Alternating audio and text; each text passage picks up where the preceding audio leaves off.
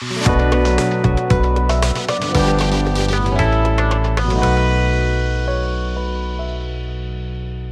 वालेकुम।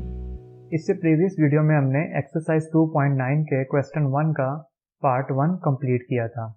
आज हम क्वेश्चन 1 का पार्ट 2 करेंगे। फर्स्ट ऑफ ऑल मैं क्या करता हूँ, ये जो एफ ऑफ एक्स है ना, इसको मैं वाई लेट कर लेता हूँ। इसको वाई भी कह सकते हैं हम, क्योंकि मैंने इसको वाई कह दिया। अब सबसे पहले हमने क्या करना होता था, चेक करने के लिए कि फंक्शन इंक्रीज कर रहा है या डिक्रीज कर रहा है। क्वेश्चन में यही पूछा है ना हमसे कि बताएं कि ये इंटरवल है हमारे पास -π/2 से π/2, फंक्शन इसमें इंक्रीज कर रहा है या डिक्रीज कर रहा है। तो ये मैंने इसके 3 स्टेप्स बताए हुए हैं आपको। पहला स्टेप होता है कि हमने इंटरवल के अंदर से वैल्यू सिलेक्ट करनी है। ठीक हो गया, मैं आपको रफ वर्क में बता देता हूँ। जब -π/2 है, इसको -90 कह सकते हैं हम, और π/2 को 90 कह सकते हैं, हमें ये पता है। अब पहला स्टेप मैंने आपको बताया हुआ था कि एक्स की वैल्यू सिलेक्ट करनी होती है, पोज करनी होती है, या फिर पिक करनी होती है हमने इंटरवल में से। मैं ठीक है, और एक्स की वैल्यू जो निकालेंगे ना, वो बेसिकली हम इसमें पुट करते जाएंगे। ठीक हो गया, तो एक्स की वैल्यूज पहले हम सिलेक्ट कर लेते हैं। क्या कर सकते हैं, मैं कहता हूँ -90 कह लेता हूँ, फिर -60 कह लेता हूँ, -30 कर लेते हैं, 0 कर लेते हैं, 30, 60 और 90। तो ये मैंने क्या किया कि एक ना एक्स की वैल्यू सिलेक्ट कर ली है। तो ये हमारा पहला काम तो कंप्लीट हो गया। अब इन वैल्यूज को मैंने इधर पुट करूंगा। ठीक है, तो पहले मैं क्या करता हूँ, इसको नीट में क्या करता हूँ, टेबल बना लेता हूँ, जिसमें जो एक्स की वैल्यूज मैंने लेट किया ना, पहले वो पुट कर देता हूँ टेबल में।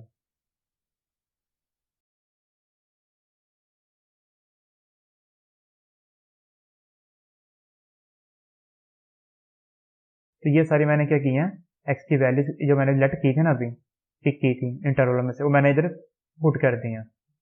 अब सेकंड स्टेप क्या होता था, जो मैंने आपको बताया था, चेक करने के लिए कि फंक्शन इंक्रीज कर रहा है या डिक्रीज कर रहा है। हम ये एक्स की वैल्यूज को जो हमारी इक्वेशन होती है उसमें पुट करते होते हैं और वाई की वैल्यूज निकालते हैं। ठीक है, मतलब क्या, ये जो सारी वैल्यूज है ना, इधर पुट करेंगे ऊपर इस वाई की इक्वेशन में। ठीक है, सबसे पहली वैल्यू क्या है हमारी, -90। तो मैं वाई की इक्वेशन में एक्स की जगह -90 पुट करता हूँ और देखते हैं क्या वैल्यू आती है हमारे पास।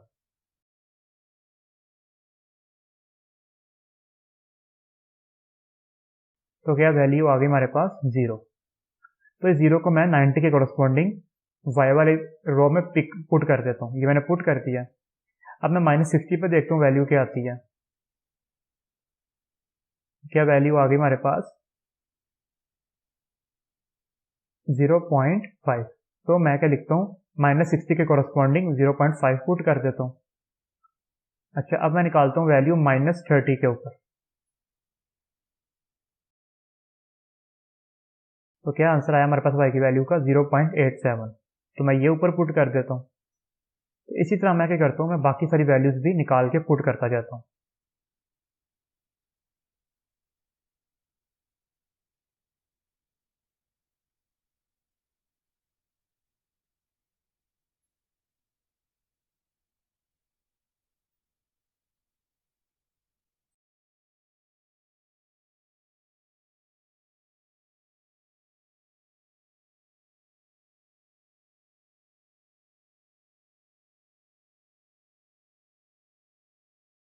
तो ये मैंने क्या किया है, सारी एक्स की वैल्यू जो पोज की थी वो सारी पुट की है वाई में, और उसके कॉरस्पॉन्डिंग जो वैल्यूज आई हैं वो टेबल में पुट कर दी हैं।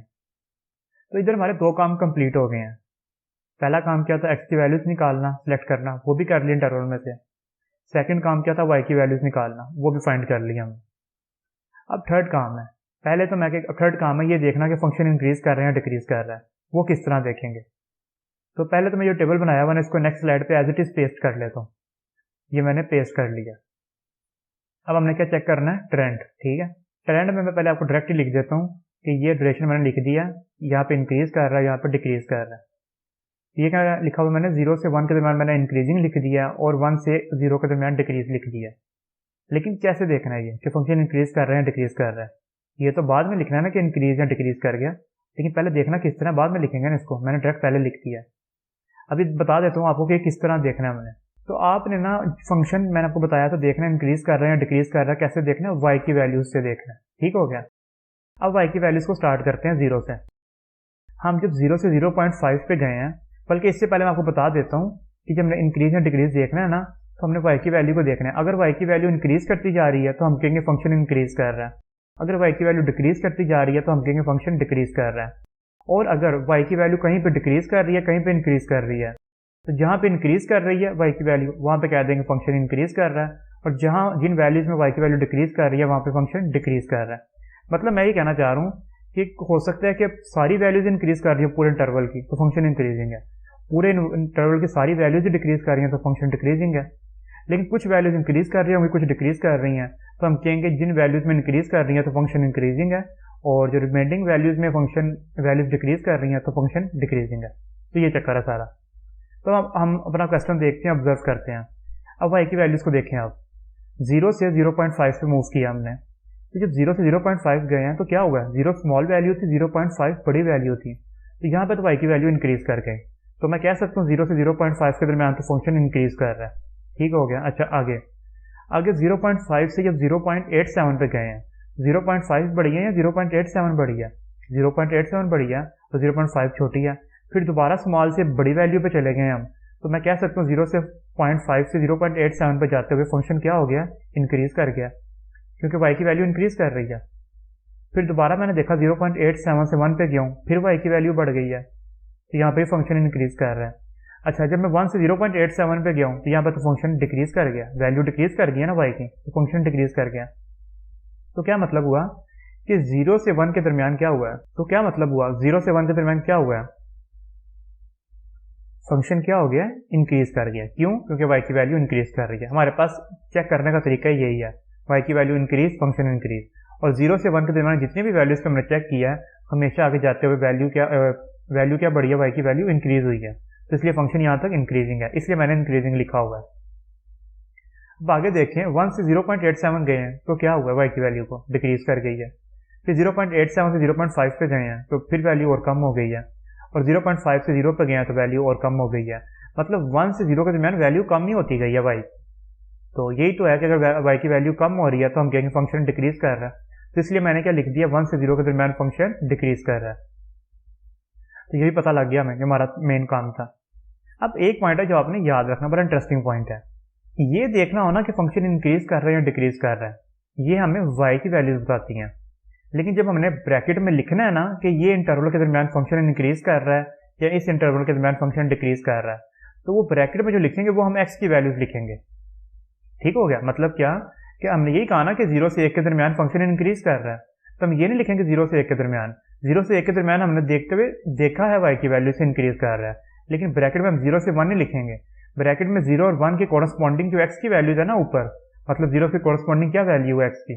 -90। तो हम कहेंगे फंक्शन इंक्रीज स्टार्ट हुआ -90 से, और 1 के कॉरस्पॉन्डिंग क्या वैल्यू है x की? वो 0 है, तो हम कहेंगे फंक्शन 0 पे क्या? फंक्शन 0 तक इंक्रीज हुआ है, तो मैं कहूंगा -90 से 0 तक फंक्शन इंक्रीज हुआ है। तो जब मैंने ये मेंशन करना ब्रैकेट में फंक्शन इंक्रीज कहां से कहां तक हुआ है, तो मैं x की वैल्यूज के कॉरस्पॉन्डिंग बताऊंगा, लेकिन जब मैंने चेक करना है फंक्शन इंक्रीज या डिक्रीज होगा, वो मैं y की वैल्यू से बताऊंगा। पॉइंट पिक किया ना आपने? तो अब मैं लिखता हूं फॉर एग्जाम्पल नीचे ट्रेंड में। अच्छा, पहले मैं आपको ये बता देता हूँ कि -90 को हम क्या कह सकते हैं, रफ वर्क में बताता हूँ। इसको हम -π/2 कह सकते हैं, आपको पता है। ठीक हो गया? और +90 को +π/2, ठीक है, और 0 को तो एज इट इज 0 ही कहेंगे। तो अब मैं लिखता हूँ, मैं ट्रेंड में किस तरह लिखूंगा? मैं लिखूंगा -π/2, 0। इधर क्या हुआ? फंक्शन इंक्रीज करके, इंक्रीजिंग फंक्शन है यहाँ पे। ठीक हो गया? आगे मैं लिखता हूँ एंड 0 से π/2 क्या हो गया इसमें? Decreasing function.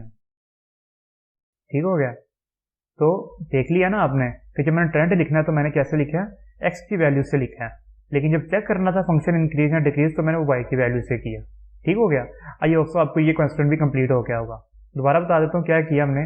सिंपल, पहले हमने इंटरवल में से x की वैल्यूज निकाली हैं, फिर उन x की वैल्यूज को y की इक्वेशन में पुट करके y की वैल्यूज निकाली हैं, फिर हमने क्या किया? y की वैल्यू से ऑब्जर्व किया फंक्शन इंक्रीज या डिक्रीज, और फिर एंड पे क्या किया? जहां पे इंक्रीज या डिक्रीज कर रहा था उन वैल्यूज को x की कॉरस्पॉन्डिंग वैल्यूज देखी हमने y की कॉरस्पॉन्डिंग x की, और फिर उन x वैल्यूज को हमने ब्रैकेट में लिख के बता दिया फंक्शन इंक्रीज कर रहा है या डिक्रीज कर रहा है। ये 3-4 स्टेप्स हैं जो आपने याद रखने हैं। अब आगे हम क्या करेंगे? ये तो था क्वेश्चन 1 का पार्ट 2, तो आगे पार्ट 3 और 4 में भी हमने यही सिंपल यही स्टेप्स लगाने हैं, यही मेथड है, और इसी तरह फंक्शन को ऑब्जर्व करना है। तो इंशाल्लाह नेक्स्ट वीडियो में हम क्वेश्चन 1 का पार्ट 3 करेंगे और फिर उससे नेक्स्ट वीडियो में क्वेश्चन 1 का ही पार्ट 4 करेंगे। अल्लाह हाफिज़।